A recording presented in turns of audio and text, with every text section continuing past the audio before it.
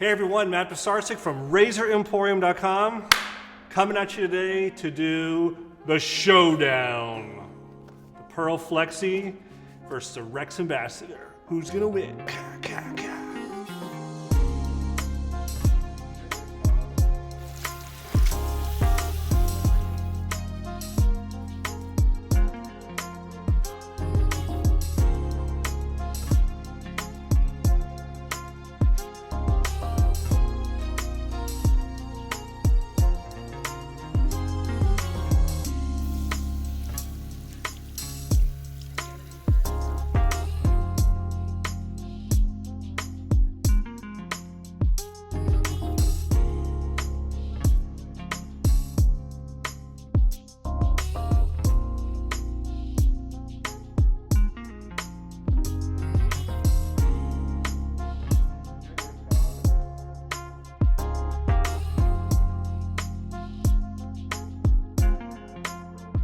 Okay everyone, well, just getting lathered up here.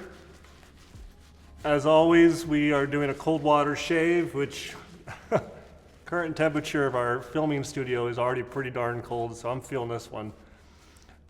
We put on some Parasso white for sensitive skin pre-post cream, my secret ingredient as I call it.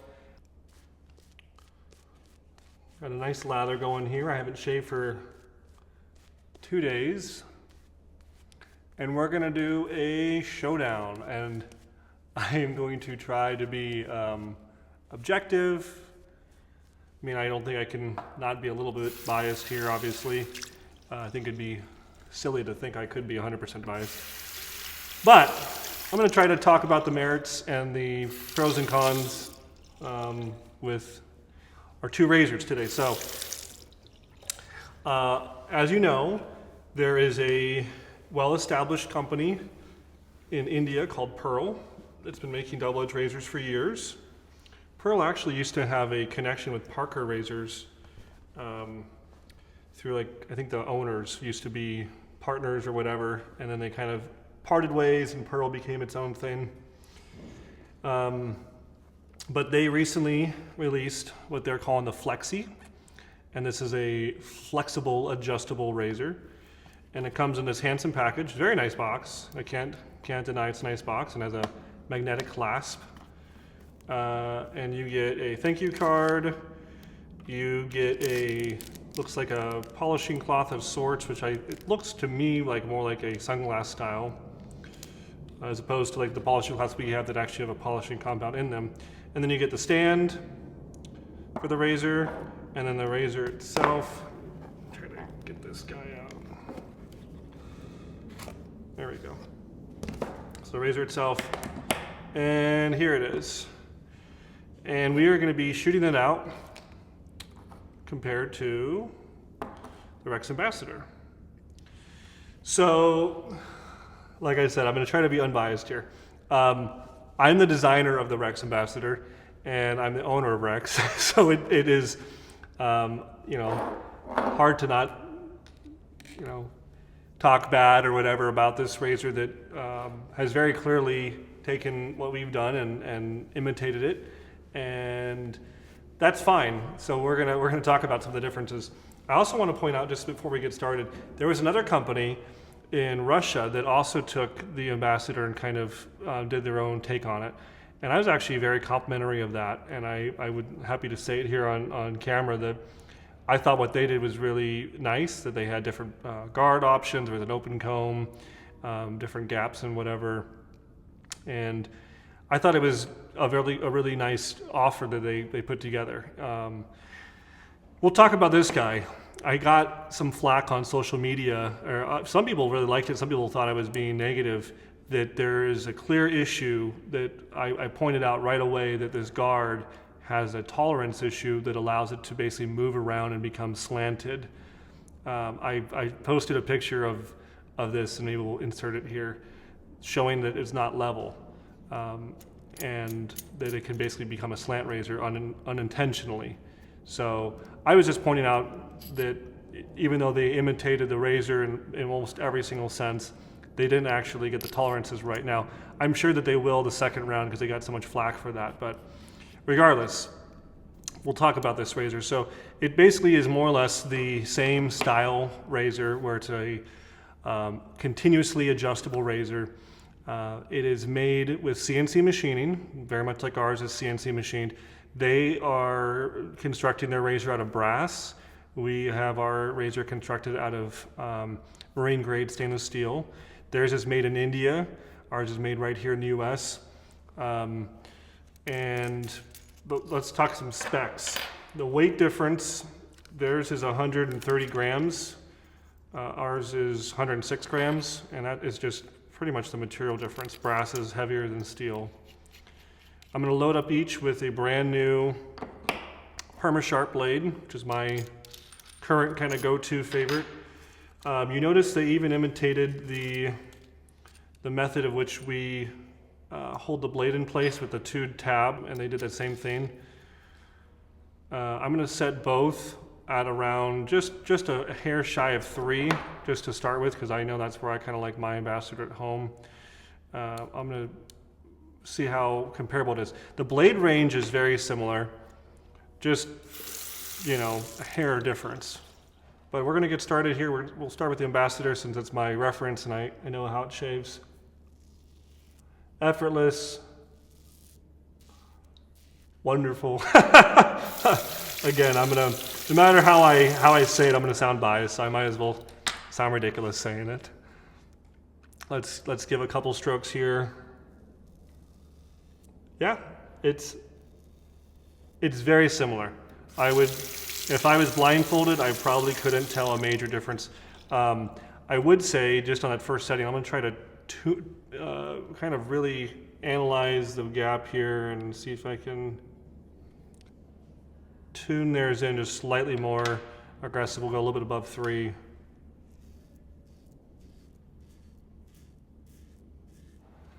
I do feel a little bit more blade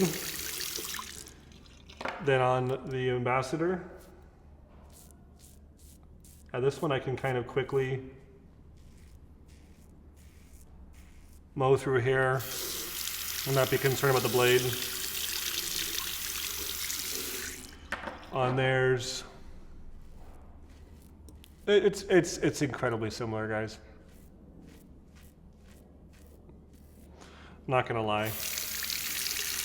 What we do have an issue, like I already pointed out, was that this part here can move around quite a lot and create a slant without really knowing it. So I would just say, really make sure that it's up and down straight. I also think theirs has a little more drag, I'm kind of feeling. They've done a nickel, it looks like a sandblast finish and a nickel plating.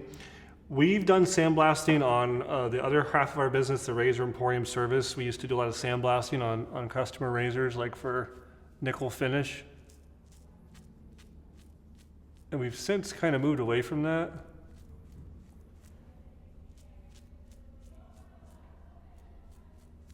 We do more tumbling now than anything, and it's because we had customers saying that the sandblast finish was creating some drag issues, and I think it makes sense.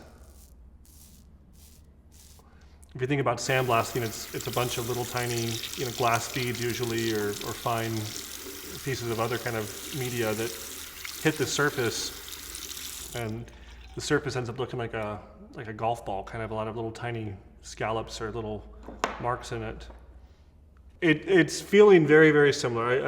I would be lying to you or being overly biased if I had said that this is horrible. Oh my gosh. I mean, obviously they took our design and they imitated. I wouldn't doubt if they imitated dimensions on the guard, dimensions on the cap.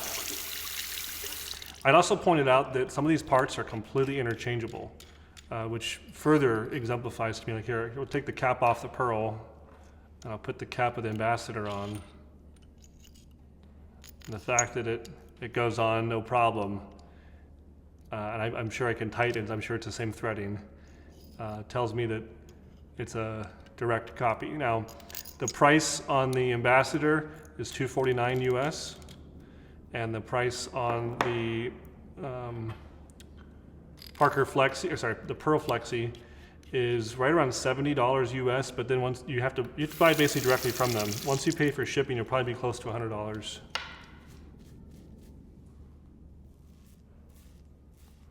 So it's going to be, obviously, less than half, probably maybe between a third and a half the price of the Ambassador. It's also different. It's a different material. I would say, brass is great. Obviously Gillette razors were made in brass. But it's not the same as stainless steel. It's nowhere near as durable long-term as nickel finish. It should certainly last for a long time. The other major difference here is lifetime warranty. The Ambassador comes with a lifetime warranty, and you're dealing with a USA company that if you have any issues, you can send it right to us. It's not going to cost you an arm and a leg, and we'll take care of you. If you bought the Pearl, I don't know what their warranty situation is. I know it's not lifetime. I don't think it says on here.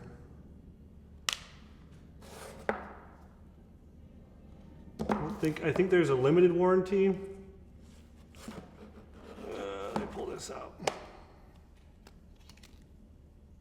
Well, I'm not seeing it, but from what I remember seeing that there's a limited 60-day or 30-day warranty. There's some warranty, but it's not lifetime, obviously.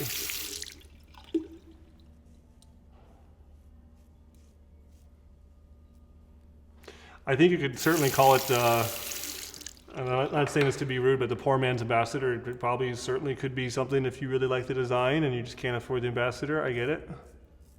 So I would give the Ambassador a con, would be the price.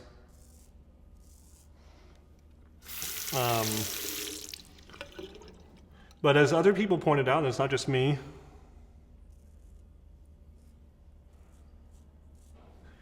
there's something to be said about supporting the innovators and not the imitators. The innovator is the person who comes up with the idea, the person who develops it, the person who spends tireless amounts of time and money and effort on something. They blaze a trail. They do something new. The Ambassador was the first USA made adjustable since Gillette. And the imitator is someone who capitalizes off of the other person and takes their hard work and makes it cheaper and makes it in a foreign country and with cheaper labor, cheaper materials, and makes us look bad. But I'm trying not to be too negative. I am a little bit, I would say, I'm not bitter about it because I'm not threatened. In fact, we've had more Ambassador sales in the last 30 or 60 days than in any other point in company history in terms of volume. People are loving the razor. We can't make them enough. We can't sell them, and make them fast enough. The Ambassador is carried at close to 40 different stores around the world. We definitely have distribution down, and we have availability, and we are already working on other razor projects. I think there's something to be said about that. We're not just a kind of fly-by-night, put out one design and it's a copycat of something else. I have the choice to make the razor in China or in India. I've had many different vendors come to me and say, is there any way we can get the price down? And can you make an aluminum version, or can you make a Chinese version and we'll buy a bunch of them? And I'm like, you know what, that's just not really my goal here. My goal wasn't to make an expensive razor necessarily, but it's to make a high quality razor, and that comes at a price. And I also find it interesting, and I've pointed this out, and this is again not a critique of our community, but it's an observation. I find it interesting that people who balk at the price will have 30 different shave soaps that cost $15 each in their bathroom. And they'll tell me that this is an expensive razor. Those soaps won't last forever. This razor will. This razor you can hand down to your kids and their kids or whatever. It can become a family heirloom, especially with the materials it's made out of and the construction techniques. And so I guess it's all relative. It's all where we want to focus on spending our money and what's important to us. To me, I'd rather have few things that are high quality than have a lot of things that are low quality. The razor performed fine. I'm not going to sit here and tell you that it was horrible. It shaved extremely similar, and that's probably because they took the protractor and calipers and whatever else and got all the specs off this. There is a lot of, I did a video last week about this. There was a lot of time and energy that went into developing this razor and the way it shaves, and it didn't just come off a drawing board. It came from experience, and it came from trial and error. Trust me, I have a lot of parts and pieces of experiments that we did with this razor over the course of its development to prove it. I think one other thing to note is that while the handle may look similar with the crosshatch pattern, the kind of knurling that we have versus they have is incredibly different. This handle can still easily kind of slip through your fingers. It's a very shallow knurl, and the points are not very sharp. Ours is very sharp and very deep, and a lot of people say that this is like Velcro, and I think it's for good measure. We call it the Sure Grip. It's just a different style of doing the knurl, and so I think for grip, the Ambassador can't be beat. Also to note, they did not copy. We have a hollow bottom knob, and that's to allow airflow and to allow for drying the inside of the razor out, and theirs is not. It also facilitates ours to be, stood on the stand with a dowel like that. So real easy, as you guys know, to stand that up. So that's the Pearl Flexi. I hope that Pearl does what I think I kind of alluded to with the Fat Guy razor. I hope they take this video as an opportunity to improve upon their products. Other people, Kevy Shaves and Ken Surfs, other people have done reviews on the Flexi, and they pointed out also some of the tolerance issues. And I'm sure Pearl is more than competent to take that into consideration and fix a couple of these issues. They're not major things to fix. I know it because we had some of those same issues as well with early prototypes, and the first M-series razor had a little bit of an issue with the cant, and we had to tighten up some things to really get it to perform flawlessly like it does now. So I'm sure with a version 2, the Pearl will overcome those, and then it'll be, very, very similar. I think that the community, though, has already voted, and a lot of people are gravitating towards the same philosophy that I have, that buy once, cry once kind of a thing, and support the innovators. Pearl could have easily taken another design for an adjustable like the Progress and made a different version. I mean, look at Merkur has the Progress, and Parker has their variant. It's very similar. And other companies have taken that same adjustable style. So what we're going to do is just continue to be innovators, and there'll be more things to come, and let the community out there decide. I'm happy for the shaver that there's another option. If you really don't have the means to buy the high quality, I'm actually happy that there's another thing on the market. I can tell you for a fact we won't be making a Chinese version or a Pakistani or an Indian version of this razor just to compete. That won't be something we do, because to me the philosophy behind why we're in business is more important than trying to beat out some cheap competitor. So that's not one of my objectives. I'm just trying to be real with you guys. You guys have respected when I'm more sincere, more genuine, and I'm just telling you my real thoughts on this razor. So that's all I got. The shave was great. I was very happy with it on both sides. Both the Flexi side did fine, and the Ambassador side did fine. So very happy. We finished up with a Parasso aftershave balm. Feeling great. Like I said, it's really cold in the studio, so my cheeks and everything feel so clean and fresh. And if you haven't done cold water shaving, especially now that it's winter time, give it a shot. I think you get some really, really great results with less passes and less chances for irritation or ingrown hairs. If you have seen the Pearl Flex in the market, if you've bought it, if you've heard from them about this whole canting issue, or something else is going on, let me know. There was one other thing. Sorry, I know I'm kind of wrapping up real quick here. There was one other thing I wanted to point out that I noticed. I took a picture of, that I did actually have Pearl respond to me. If you look at the bottom of these two razors, they have what they're saying is a beryllium copper retention clip, and we have a stainless steel retention clip. I know that the stainless steel is not going to have any rusting issues over time.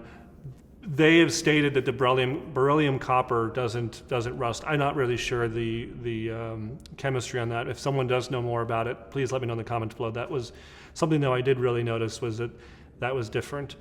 Also the spring I thought was zinc, just because the way it looked, or steel, maybe uncoated steel. Ours is stainless steel. They said it was stainless. To me, it's like a black color. It looks really not stainless, but maybe it is. I don't know. But if you know more about this razor, or if you have a comment about innovators versus imitators, I want to hear from you in the comments below. And if you do leave a comment, you're entered to win the Razor Emporium Black and Blue t-shirt. Thank you so much for watching. Hopefully you've enjoyed the real talk today, and we'll see you next time at Razor Emporium for all things vintage shaving. Thanks, guys.